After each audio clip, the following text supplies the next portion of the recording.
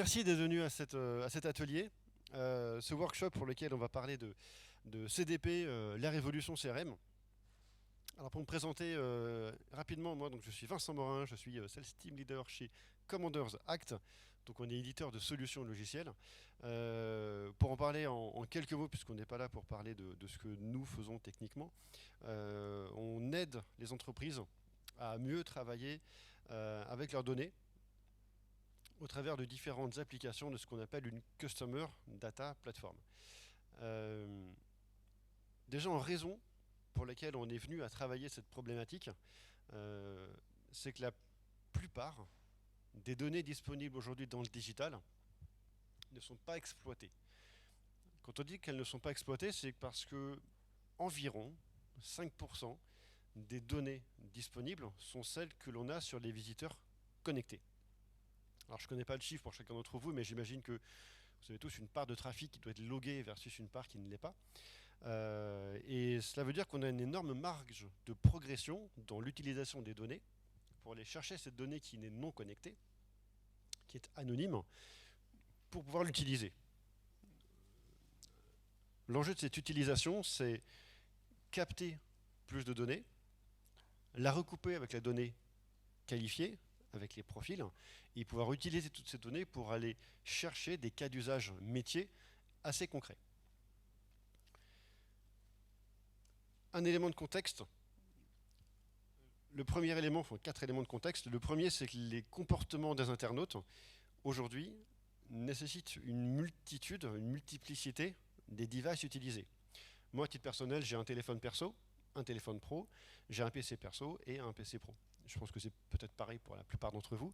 Ce qui veut dire que moi, je suis un individu, mais j'ai au moins 4 identifiants digitaux, plus une multitude d'emails, qui veut dire que j'ai une capacité à générer des ID multiples, sans trop m'en rendre compte, pour lesquels je peux déposer des comportements. Et donc, l'évolution du comportement des visiteurs nécessite une capacité à unifier ces identifiants digitaux.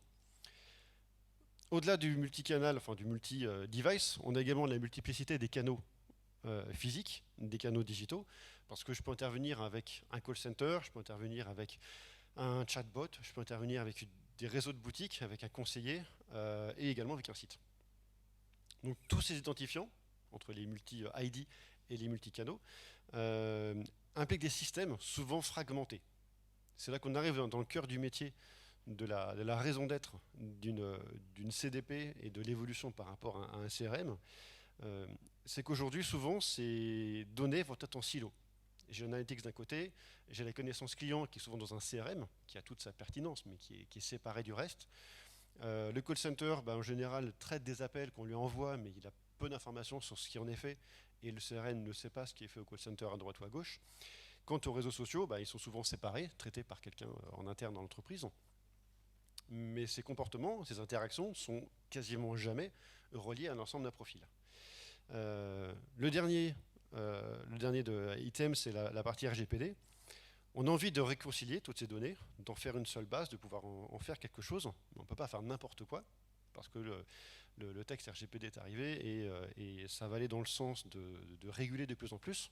Donc il faut pouvoir faire un ensemble de choses, mais le faire dans la légalité, pour ne pas que les campagnes marketing soient à risque, ou qu'on aille dans un mur sur des contrôles de la CNIL.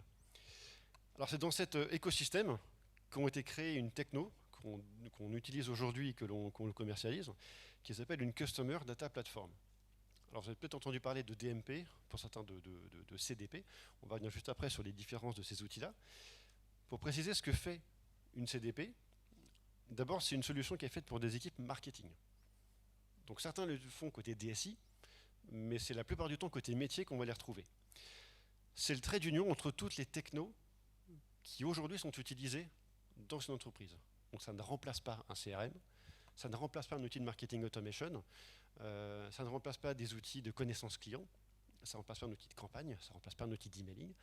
Par contre, ça va venir faire le trait d'union entre toutes les technologies. Alors si vous imaginez comme un paquebot, le Titanic, avec toutes les cales qui sont censées être séparées et étanches les unes aux autres, nous on va volontairement enlever toutes les cloisons étanches entre les outils. Donc les infos d'un CRM doivent communiquer avec les infos du call center, qui doivent communiquer avec les infos de la gestion des réseaux sociaux, du CRM, peu importe. Et toutes ces ID, toutes ces informations doivent être connectées au même endroit. Ça, c'est le but d'être d'une CDP, d'aller collecter ces infos et les unifier. La vision finale, elle ressemble un petit peu à ça, un avant-après. Où avant, les connaissances clients que j'ai, elle est limitée parce que je ne connais que ce qu'il fait, à savoir c'est un individu qui a navigué il y a 2 jours. Par contre, la réalité de la connaissance client qui doit être la mienne, c'est l'historique de ses achats, c'est son comportement, c'est son niveau de satisfaction, et c'est tout un ensemble de comportements qui peuvent venir d'autres informations. Par contre, la mise à disposition de ces infos dans une seule et même base a du sens pour personnaliser l'expérience client, pour améliorer la connaissance et pour déclencher des scénarios, des campagnes qui ont un intérêt supérieur dès lors où on va être dans la personnalisation et dans l'augmentation de la performance. On verra quelques exemples de campagnes juste après, de choses qui viennent du fait d'enlever des silos, et vous verrez très concrètement ce qu'on peut faire avec et en quoi est-ce que l'évolution du CRM, qui est de la connaissance client, va vers la CDP, puisqu'en fait, on va libérer le CRM de toutes ces contraintes, parce que souvent c'est un outil qui date dans l'entreprise. Alors c'est pas péjoratif, c'est juste qu'il est un existant, et c'est un outil qui a beaucoup de connaissances, mais dont on fait assez peu de choses. Ça répond aussi à la question, moi j'ai beaucoup de clients qui sont venus me voir en me disant mais le ROI d'une CDP, c'est quoi? C'est quoi le ROI d'une CDP? Et souvent quand tout le monde se pose la question à ce moment-là, sauf que personne ne s'est posé la question un jour de c'est quoi le ROI du CRM? Parce que c'est devenu un socle existant, c'est devenu quelque chose d'absolument standard et personne ne se pose la question du ROI d'avoir un CRM. Alors pour comparer les outils, sur le qui fait quoi, les outils tels que un CRM, un outil de marketing automation, parce qu'il vient jouer un rôle important, la DMP ou la CDP, donc là on a le top 4 des acronymes, où tout le monde a l'impression que parfois ça fait un petit peu la même chose, mais pas tout à fait. On va voir ici une vision très claire, avec en ligne les différentes technos, et en vertical les différentes triggers, ou les actions dévolues à chacun. On retrouve en première ligne, je vais faire juste le premier pour que vous compreniez le système. Le CRM va surtout capter de l'information d'achat, donc là du transactionnel essentiellement. Donc on a quelques informations nominatives et du transactionnel. L'email est souvent la clé de réconciliation, ce qui permet de voir qu'on est un individu ou un autre dans le système. L'activation est assez rare. Dans quelques cas, on a de l'email ou du marketing direct qui peut être envoyé depuis des actions CRM. Et le temps réel est assez peu probable, puisque ce n'est pas forcément le fait de rentrer une action ou de rentrer une info dans un CRM qui va déclencher quelque chose. Les outils tels que l'outil de marketing automation vont être beaucoup plus puissants sur la partie gestion de campagne, sur la scénarisation. Donc dans ces outils-là, on va retrouver le fait d'avoir des scénarios de campagne avec des triggers. Si un internaute fait ceci ou cela, j'envoie telle info ou telle campagne. Donc ces outils-là sont très puissants dans la scénarisation. Mais par contre, en entrée, souvent, on n'a que du formulaire, où c'est un ID que l'on va donner à un outil de marketing automation qui va déclencher des campagnes. Mais la clé d'entrée est assez légère, puisque souvent, c'est l'action de navigation ou dans un formulaire qui va la déclencher. La DMP, on en a beaucoup parlé pendant quelques années. Aujourd'hui, pour la séparer de la CDP, pour donner bien la différence entre les deux, une DMP va être surtout utilisée dès l'instant où on a une volumétrie de bannières, de displays, importante. Donc tous les acteurs qui sont pure players ou qui ont plus de 50, 60, 70% de leur business reposant sur des bannières et des campagnes ont un intérêt à prendre plutôt une DMP. En revanche, la CDP va s'en distinguer dès l'instant où on va aller capter des données online, offline, des données de campagne, des données de bannières, des données d'email, des données de call center, et peu importe la source. Donc souvent, ça ne remplace pas quelque chose. La CDP vient en surcouche pour enlever tous les silos que l'on a entre ces outils. En termes d'enjeux, quand on essaie de se projeter sur des utilisations, on va retrouver 4 enjeux principaux. Alors, désolé pour la tartine de texte, on évite d'en faire, mais cette fois-ci, j'étais un petit peu obligé. Dans les 4 enjeux, le premier va être la collection de données, c'est-à-dire imaginer qu'on peut aller collecter tout type d'information sans qu'il y ait de contraintes techniques. Donc se dire, je vais aller capter de la volumétrie de mes internautes sur mon site, je vais aller capter les interactions depuis ma page Facebook, je voudrais récupérer le taux de satisfaction depuis mon call center, les comptes rendus que font les commerciaux dans mon réseau de distribution. Voilà. Donc il y a une notion de collecte en se disant, je vais enlever les contraintes éventuelles dessus. Ça, c'est le premier enjeu. Le deuxième va être l'unification. Donc ces données qui vont être collectées doivent être réunies sur un seul ID. Et pour ça, on peut utiliser plusieurs données de réconciliation, plusieurs clés de réconciliation pour avoir un seul ID. Le troisième enjeu, la segmentation. C'est là que commence à se dessiner l'utilisation de ces technos. C'est là qu'on commence à voir la libération des outils de type CRM, puisqu'on va pouvoir activer ces données en passant par des scénarios marketing. Donc l'exemple d'un scénario marketing classique en e-commerce, ça va être les visiteurs qui ont fait tel type d'action, les gens qui ont acheté tel type de produit, ou mes acheteurs qui n'ont pas acheté depuis X temps, des infos qu'on a dans un CRM, qu'est-ce que j'en fais? Qu'est-ce que je veux en faire? Comment je veux leur parler à ces gens-là? Donc on est dans la segmentation de ces données-là, et donc on va déposer simplement, c'est comme ça que fonctionne une CDP, on va déposer ce type de flux dans vos outils de marketing classiques. C'est là qu'on voit que les CRM peuvent se connecter à des outils d'emailing, à des outils d'SMS, à des outils, pourquoi pas, de réseaux sociaux ou de call center, en enlevant ces barrières. On va retrouver le dernier point sur l'activation. Dans seul principe, on ne va pas retrouver de fonction d'activation dans un outil de Customer Data Platform. Parce que ce n'est pas son métier d'aller lancer des campagnes. Je donne un exemple simple. On pourrait imaginer que dans un outil de CDP, on va retrouver des notions, des fonctions d'email pour shooter des campagnes d'email automatiquement. Mais c'est un vrai métier d'envoyer des emails. Le métier d'un emailer, c'est de gérer de la délivrabilité, c'est de gérer une réputation d'IP d'envoi. C'est un vrai métier de le faire. Et si demain on le faisait, on serait d'une part en overlap complet avec ces outils-là, et le cœur de métier de ces outils ne serait pas respecté. Donc pour montrer la vision de l'écosystème, on dit que la CDP, c'est le titre du workshop, est une révolution du CRM parce que ça le permet de le libérer, d'activer toutes ces données, mais ça ne doit pas créer d'overlap entre vos outils.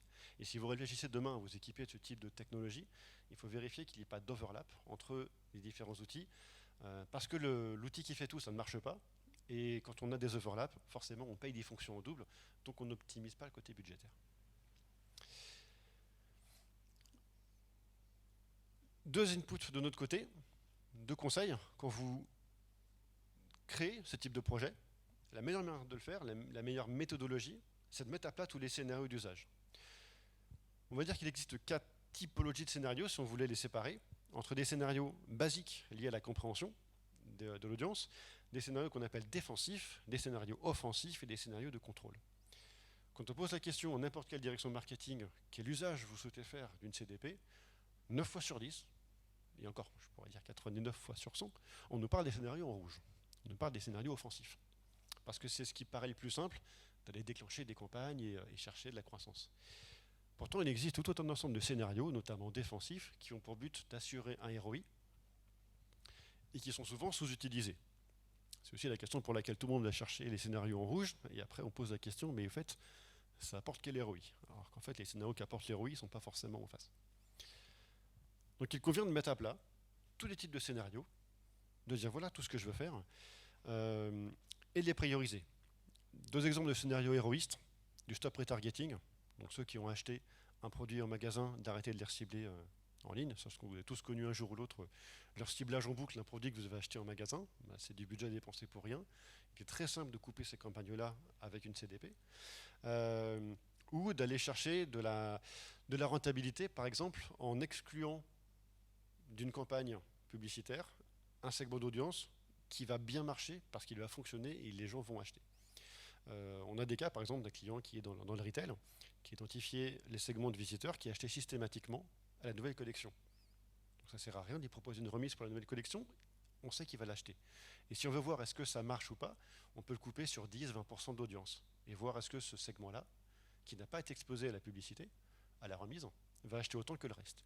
Si oui, vous coupez la campagne, ça vous sauve de la marge et du temps. Et ça, c'est un scénario héroïste et pourtant on ne le met pas dans la partie rouge.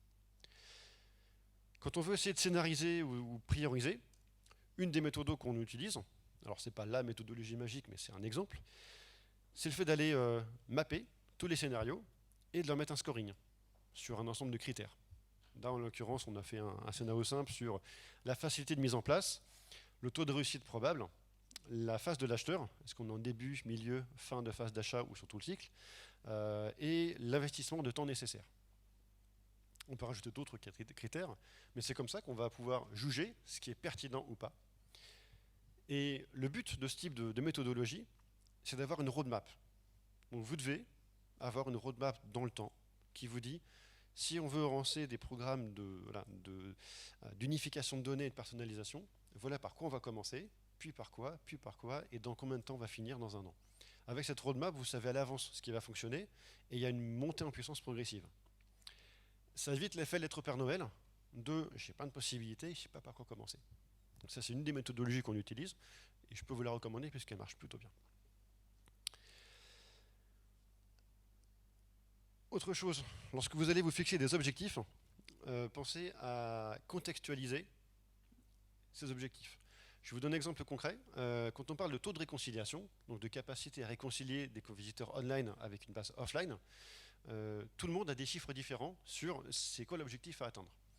Si je me dis, allez, la moyenne du e-commerce français, c'est 25% de profils réunifiés. Donc déjà, si j'étais à 25%, je serais pas mal. Ce chiffre-là, il est à mettre en corrélation avec votre secteur d'activité. Exemple, le taux de réconciliation dans le secteur de la mode, il est 18%. Donc si j'atteins 25, je suis plutôt au-dessus de la moyenne. Dans la restauration, dans l'industrie, on est environ 26%.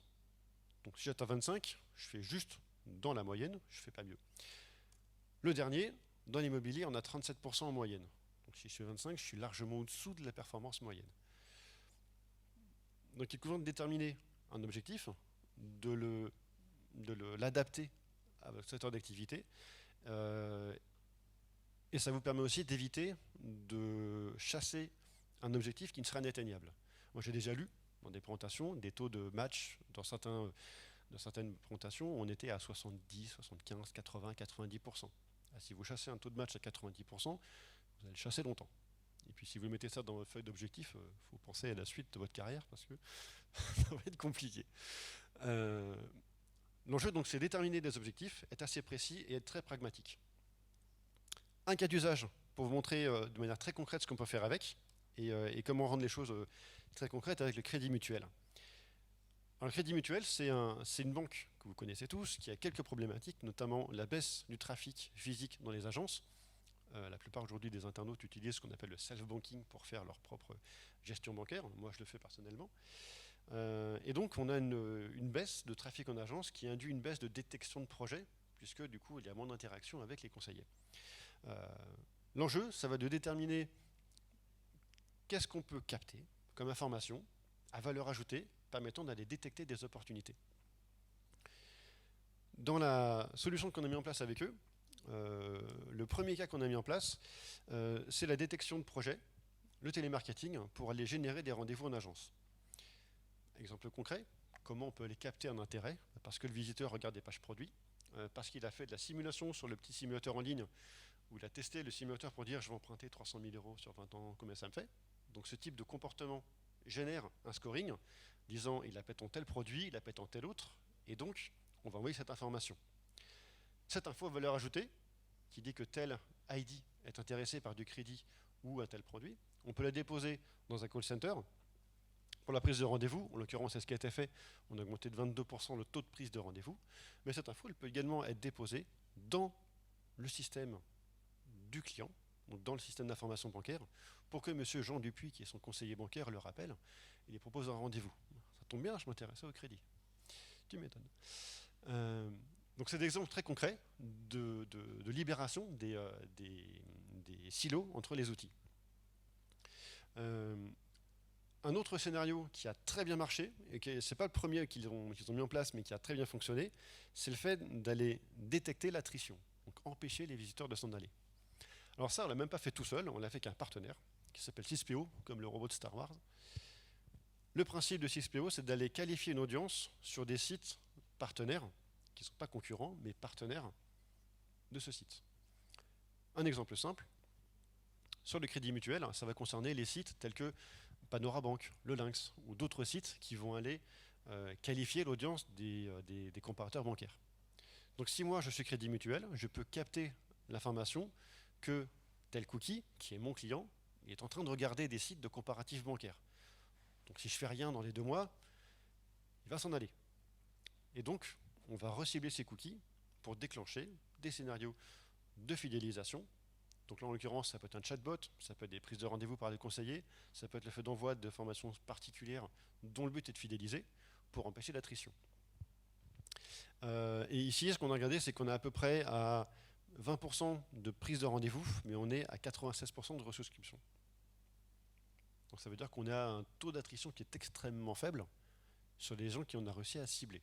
Alors on ne cible pas tout le monde, puisque tout le monde ne passe pas sur ces sites de comparatifs, mais quand ils le font, c'est extrêmement efficace.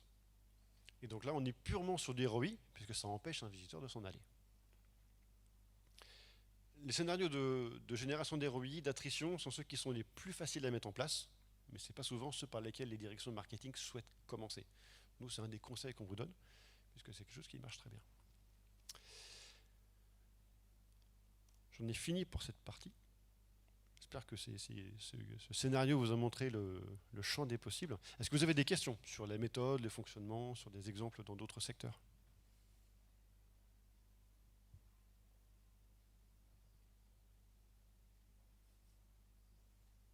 Oui. Alors, je sais pas si on peut descendre le micro, sinon je vous... Oui. Ah oui, c'est bon. Oui. Oui.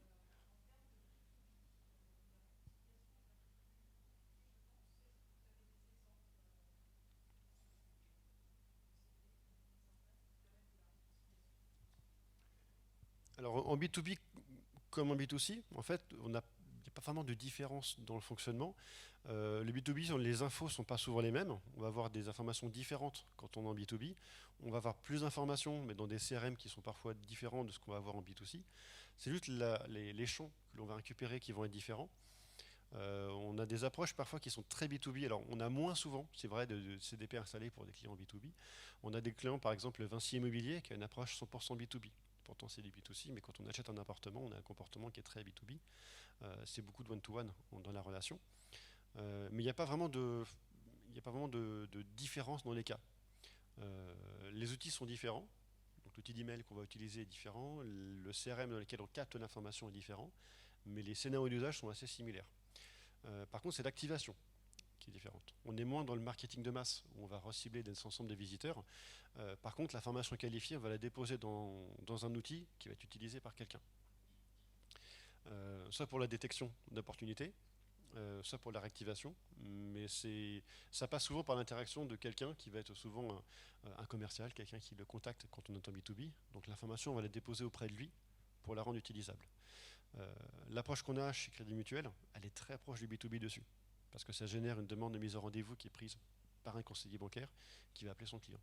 Donc on est très B2B dans l'approche ici, même si c'est du marketing de masse, on est tellement dans la personnalisation avec quelqu'un qui interagit qu'on est vraiment dans l'approche B2B. Oui.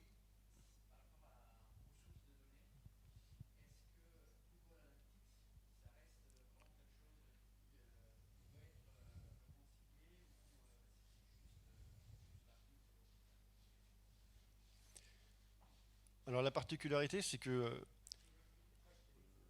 okay. Pour la captation des données, on ne va pas forcément utiliser Analytics en source de données. La plupart du temps, quand on cherche à capter des comportements visiteurs sur un site, on va utiliser en tout cas, Séchage chez Commodore Act, on utilise notre techno de tracking sur les pages qui vont avoir une importance, qui vont générer un comportement, et sur lesquels on va faire des segments ensuite de visiteurs. L'info analytics en tant que tel, c'est souvent un usage de reporting. Ils le font très bien, donc on garde cet outil pour toute la partie reporting. Mais le pixel de tracking qui va être utilisé pour la captation des comportements visiteurs, c'est souvent celui de la CDP.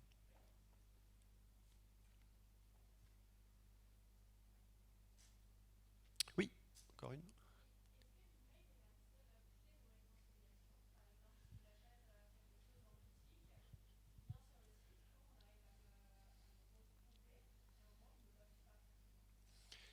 Alors, alors deux éléments de réponse. D'abord, en effet, l'email n'est pas du tout la seule clé de réconciliation. Il peut y en avoir d'autres. Il peut y avoir l'email, un ID client, un numéro de téléphone portable, euh, plein de numéros différents.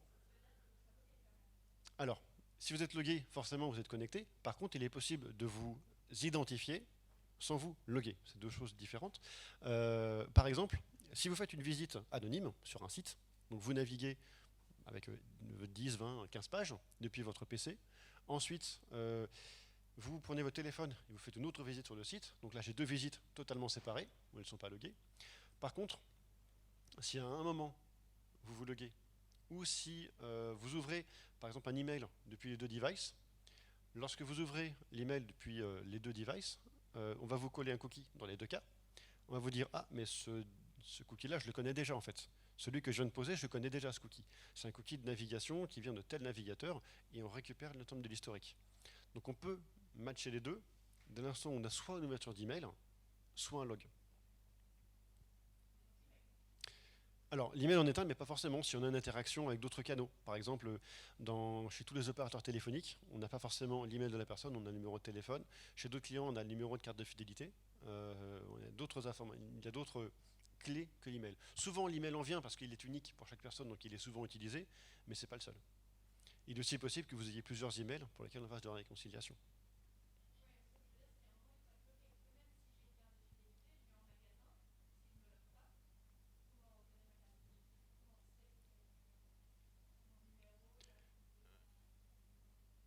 Alors forcément, votre carte de fidélité va forcément être reliée à un profil qui va être logué. Et en général, si on est logué, on a forcément l'email. Oui.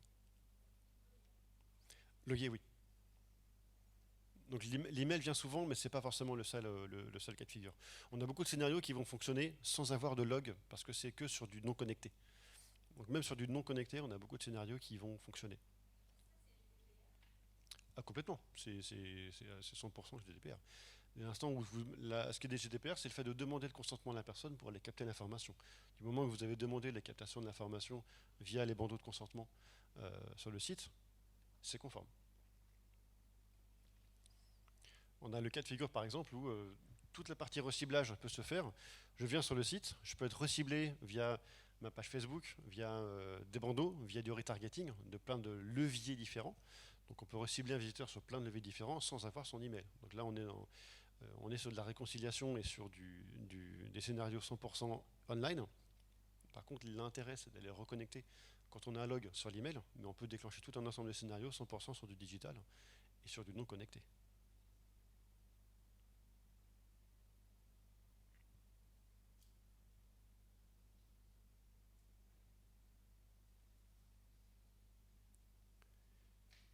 D'autres questions? Est-ce qu'on a finalisé? Oui.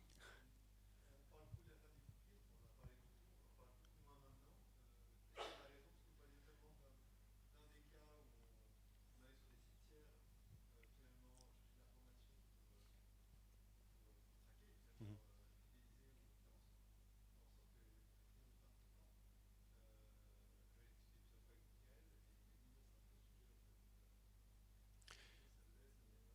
Alors, est-ce que c'est la fin des cookies en effet à faux sujet ou pas? Alors, pour ceux que ça peut intéresser, on a fait un afterwork dédié qui fait 1 heure et demie d'afterwork qu'on a enregistré sur la fin des cookies et l'impact. Donc, si ça vous intéresse, on pourrait aller pour récupérer le fichier, je pourrais vous l'envoyer par email.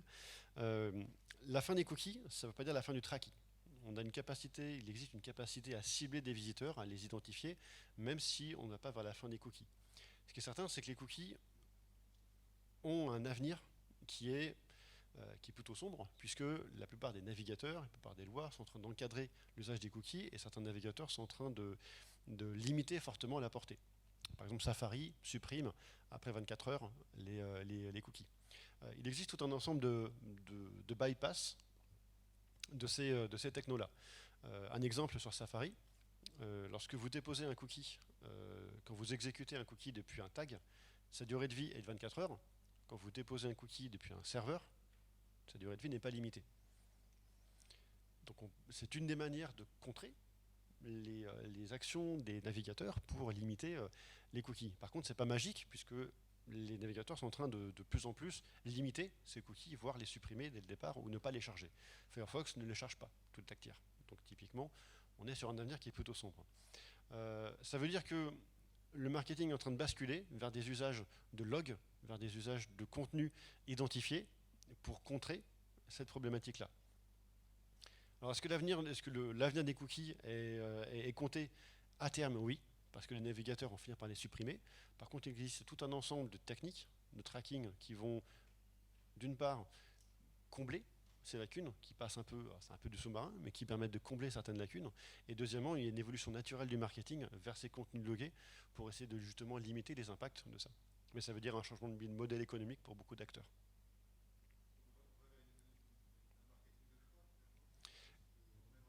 C'est ça, c'est-à-dire que c'est aussi pour ça que quand on travaille, on va sur un preference center aujourd'hui, et la plupart des bandeaux de consentement sur les sites sont en train d'évoluer, et c'est une des technos qu'on commercialise au passage, en train d'évoluer vers ce qu'on appelle le preference center, pour permettre à l'internaute de choisir les moyens de communication qu'il a avec une entreprise.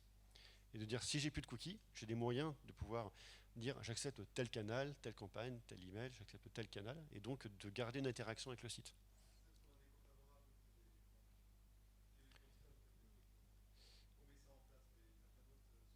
Alors on est au tout début. Oui.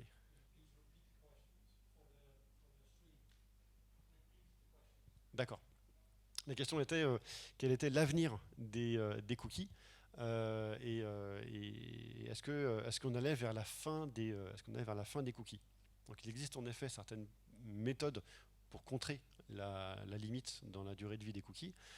Il existe aussi une tendance de fond au marketing à aller vers du logué, vers de l'identifié. Et en parallèle, il existe cette tendance d'aller vers un preference center pour donner à l'internaute le choix des canaux marketing qu'il préfère, qui fait que dès l'instant où on lui donne le choix, il va manifester sa préférence pour tel ou tel canal. Ça augmente aussi la préférence d'un client pour un contenu, ça augmente la connaissance que l'on a de ses souhaits. Donc on sait si une base est plutôt enclin à accepter tel ou tel type de contenu ou de campagne. Et c'est censé pouvoir limiter l'impact qu'ont la fin des cookies pour certains navigateurs à horizon 6 mois, 1 an ou plus.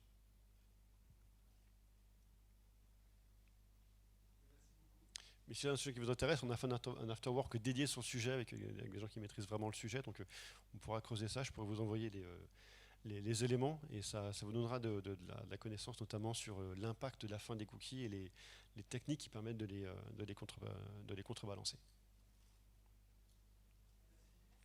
Merci.